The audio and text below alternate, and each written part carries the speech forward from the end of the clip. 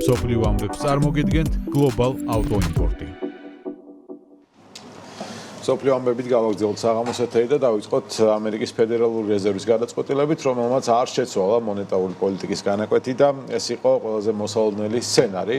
99%-ით, რასაც პროგნოზირებდნენ ანალიტიკოსები. ფედის კომიტეტის განცხადებით, ქვეყანაში რეფინანსირების განაკვეთი ისევ 3.75 მიასერი%-ის დიაპაზონში იქნება. უწყების ხელმძღვანელის ჯერომ პაუელის განცხადებით, ამჟამად მსოფლიოში არსებული ვითარება და ენერგეტიკული რესურსების გაძვირების გამო ინფლაციაზე გაზრდილი წნეხი არ აძლევს ფედს საშუალებას, რომ მონეტარული პოლიტიკის განაკვეთი შეცვალოს, თუმცა ამ რისკებს მიღმაც ფედი ბოლო პერიოდში მონეტარული პოლიტიკის განაკვეთს 3.75%-ის ფარგლებში ინარჩუნებდა, მიუხედავად იმისა, რომ დონალდ ტრამპი ითხოვდა განაკვეთის შემცირებას.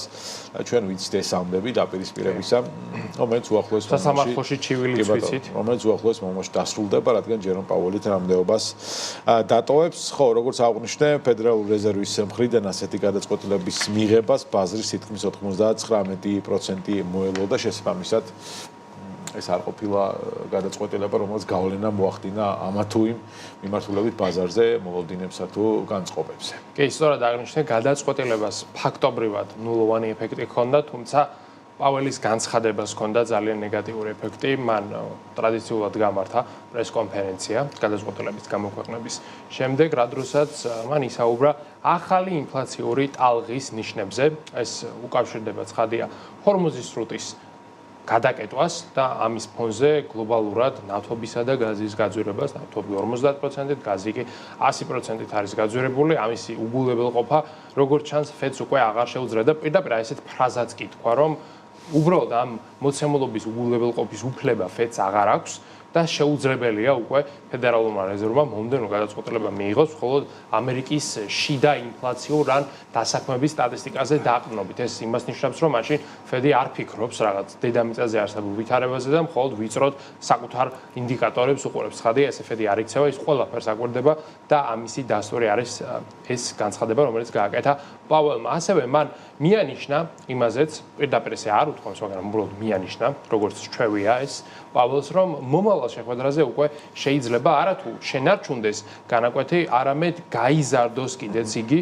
რამდენად გაიზრდება, რამდენად არა, ის ჩვენ არ ვიცით, ალბათ უფრო მეტად მოსალოდნელ სცენარებს შორის არის გამოჩენილი 25 საბაზრო პუნქტიანი მატება, მაგრამ ამაზეც დანამდვილებით რაიმეს თქმა და მტკიცება ამ ეტაპზე არის ნაადრევი, რადგანაც წინ ერთი თვეა ზუსტად და ერთ თვეში ბევრი რამ შეიძლება შეიცვალოს, მათ შორის სანავთობო ბაზარზეც. იმედი ვიქონიოთ, რომ ომიც დასრულდება და ჰორმუზიც გაიხსნება და ფედსაც არ მოუწევს განაკვეთის გაზრდა და თუ მას მოუწევს, მაშინ უკვე საფონდო ბირჟებზე ვითარება მკვეთრად ნეგატიურად შეიცვლება, რადგანაც მთელი ბაზარი მოველოდით რეალურად წლის განმავლობაში შემსუბუქებას მონეტარული პოლიტიკის და თუ მივიღეთ გამოკაცრება, ეს რა თქმა უნდა გამოიწვევს უკვე ინდექსების ვარდნას, ინდექსებისა, რომლებიც ბოლო პერიოდში სტაბილურობას კი ინარჩუნებენ. ასე თუ ისე რაღაც დიდი კლება და ვარდნა არ გქონია ამ ომის მიუხედავად, მაგრამ ეს ყველაფერი ჯერაც აი რაღაცნაირად დაშვების დონეზე დგას იმაზე, რომ ფედი არ გასთის განაკვეთს. თუ გაიზარდა, აი უკვე ყველა დაშვება უკვე კითხვის ნიშნის ქვეშ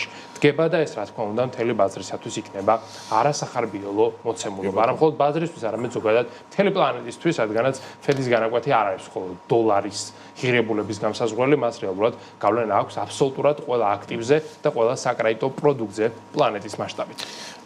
გავლენა აქვს ნავთობსაც, რომლის ფასებიც იზრდება ახლო აღმოსავლეთში კონფლიქტის ესკალაციის ფონზე. ჯერჯერობით რეკორდულ ისტორიულ მაჩვენებლებთან ოდნავ ჩამორჩენა აქვს ნავთობის ფასებს, თუმცა უახლოვდება უახლეს ისტორიაში 2022 წელს ყველაზე მაღალი ფასი დაფიქსირებული $129 იყო ბრენტის ღირებულება, მაშინ როდესაც რუსეთ-უკრაინის ომი დაიწყო.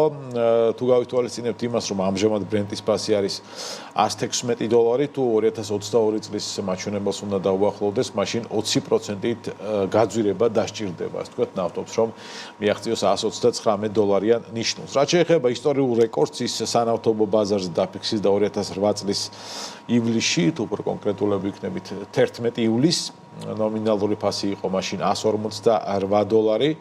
ამ რეკორდის მოსახსნელად ბრენტს დამატებით დასჭირდება 28%-ით გაძვირება. ოღონდ იმდროინდელი ფასებით. იმდროინდელი ფასები თუ გავითვალისწინებთ იმას რა მაჩვენებლით არის გაძირებული, 28% არ არის ბევრი, მაგრამ თუმცა როდესაც ფასი იზრდება, შემდეგ იზრდა უფრო და უფრო რა თქმა უნდა რთულია, ასე ვთქვათ, ბჭყალებში. მაგრამ ასევე გასათვალისწინებელია და თუ გავითვალისწინებთ იმას, რომ 2008 წლის $158 ნომინალური ფასი იყო და მას ინფლაციის გათვალისწინებით დავითვლით, მაშინ მიმდინარე ფასებში რეალური რეკორდის დასამყარებლად ნავთობს $223-მდე გაძვირება მოუწევს.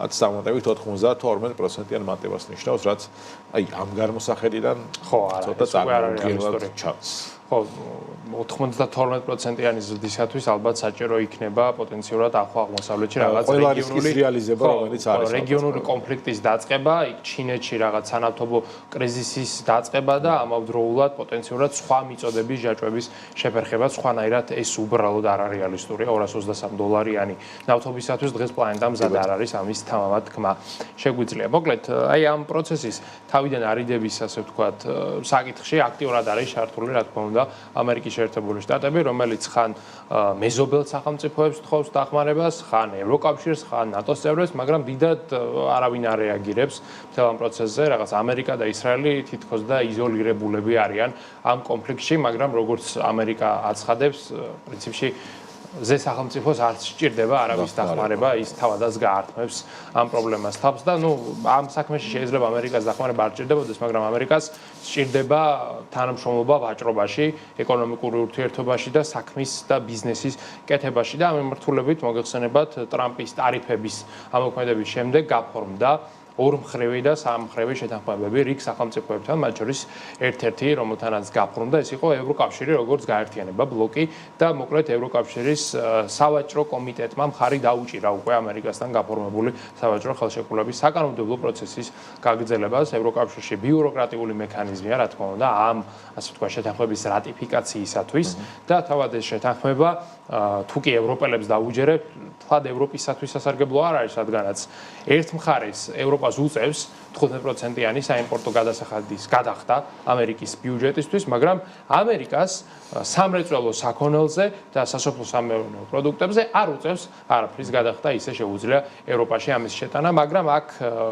რეალობას უნდა გაუსწოროთ თვალი, ევროკავშირს არანაირი ფუფუნება არ ჰქონია იმისათვის, რომ ტრამპთან ევაჭრა და თან ვიცით, რომ ტრამპთან ვაჭრობა როგორც წესი კარგად არავისთვის არასოდეს არ სრულდება, მაქსიმუმ რაც შეგიძლია გააკეთო ის არის, რომ ტრამპისგან მიიღო ოდნავ უკეთესი პირობები თუ კი რაღაცას დათმო. ერთადერთი ჩინეთია, რომელსაც ეს გამონაკლისი ძალაუფლება აქვს და თუ გინდა რომ ჩინეთის მსგავს პოზიციაში იყო, მაშინ კეთილი უნდა ინებოდა რიგით მეორე ეკონომიკა უნდა იყოს პლანეტაზე, სხვანაირ შემთხვევაში ტრამპს დიდად არ ადარდებს მეგობარი ხარ, ახლობელი ხარ, სავაჭრო პარტნიორი ხარ, სამხედრო პარტნიორი ხარ თუ რა ხარ ის მოვა და სავაჭრო პირობებს დაგიდებს ისე როგორც ეს აწყობს ამერიკის შეერთებულ შტატებს და ევროპასთან ჯერჯერობით სწორედ ასეთი შეთანხმება არის ამჟამად დადებული.